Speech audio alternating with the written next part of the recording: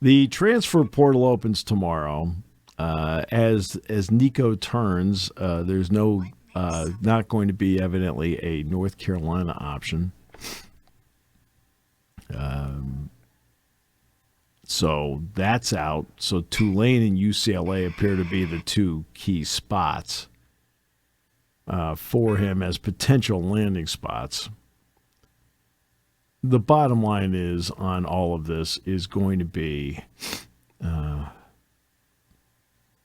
the ability of Penn State's roster. But the Nico situation is interesting. Sure. It's interesting. Iamaleava is sitting there, and in the power play they attempted the pull, and they overplayed their hand, and now But that's an intriguing story.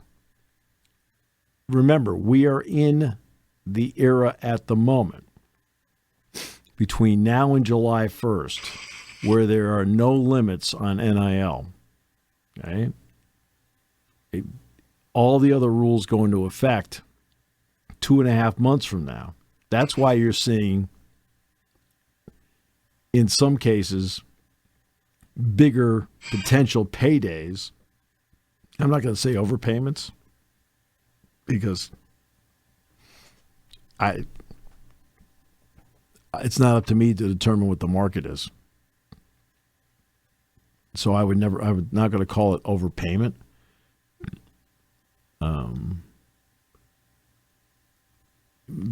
Because the market is the market. Right. And this is unprecedented too, in the sense that a lot of with the Nico case, it's something you haven't seen before. It's something you're going to see again now, but it's something you may have seen it before, but not to this level. Not playing out openly. How about that? Right. Okay. Right. And this is played out in the open. It's not like it maybe hasn't happened before, because I believe it has. I'm not going to get into where, but this one played out in the open, and it's a quarterback. That's another part of it. Absolutely. It's a quarterback. Because it is a quarterback, it makes it a bigger story, especially a quarterback that was a starter in the college football playoff. Loose definition. He participated in the primetime Saturday playoff game. Participated in the football version of Carnage. So, look, there's a lot of ambiguity right now. Sure. The ambiguity comes in the fact that the House settlement is not checkmarked yet, although it could be as early as next week. Could be. Which would then at least put some parameters in place between revenue sharing, the clearinghouse, and the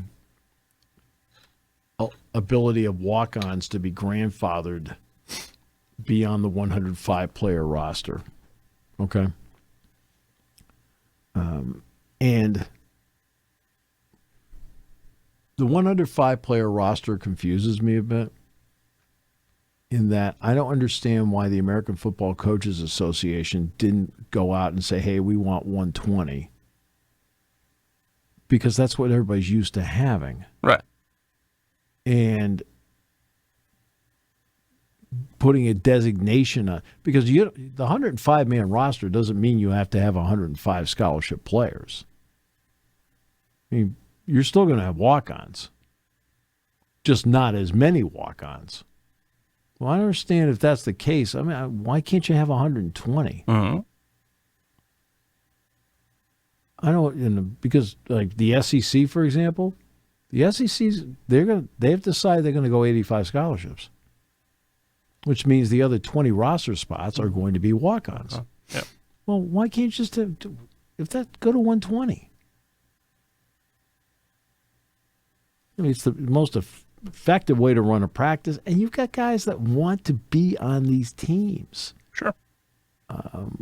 And it's something I'll have to ask James. I don't know, because I don't know the answer at all.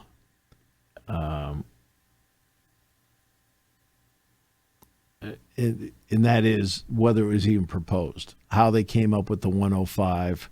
Now, 105, I know how they came up with the 105. That's the roster you have to have for preseason. Yep. You're not allowed to expand. Under the previous rule, you were not allowed to expand past 105 until classes began. And then when classes began, you were allowed to then expand the roster to 120, 125, whatever you wanted.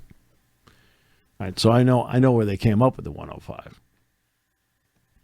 But the question is going to be, if a guy gets hurt, what are your options at that point?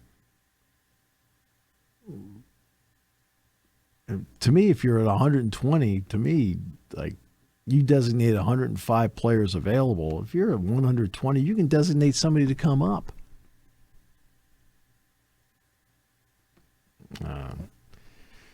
But the transfer portal will open tomorrow. There are already a lot of indications about players getting into the transfer portal. I know you're shocked by that. No, completely. I put your name into the media transfer portal. By the way, I do apologize to you. I did not know you won a PAB award. Did that? Yes. Which is many years ago. Is a tremendous accomplishment. Yes, a while ago. That doesn't matter. You still won it, right? Was it you and? Was it Mark Snyder together? Or? I think it was just me at that point. Yeah, me and Mark did Me and Mark did go the following year for one. I don't think we got that one. Okay. Yep, one for Big 30. I think we broadcast Big 33 game. Okay. All right. That's phenomenal. That is phenomenal. But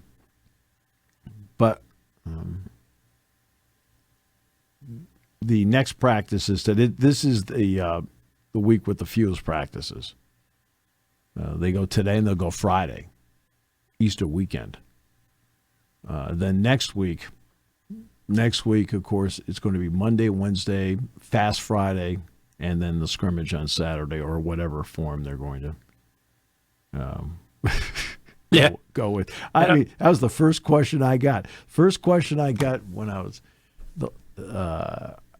was speaking to a group at the end of March was, what kind of spring games are going to be? And my answer was exactly, and it was very succinct, I don't know. I don't think.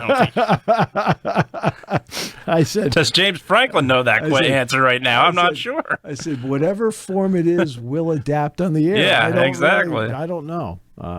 That's up to them as to what they want to do and how they want to do it. As quick as possible, as entertaining to the fans as possible, and as injury-free as possible. Yeah. Yep. So, but there we go with that. I mean, there are a couple guys that bear watching. This is a deep team. It's a deep team. So there are certain obvious guys that there's no need to talk about them. You know what they can do. You've seen a lot of them. Okay, a question. You're usually playing, tic-tac-toe with other people in the box. That's right. You're probably missing some of the things. Missing completely. Like the Singleton and Allen players are pretty good. They're pretty good, yeah. That 15 behind under center is not too bad. Right. I used to love what Joe would say. I don't know names, I know numbers.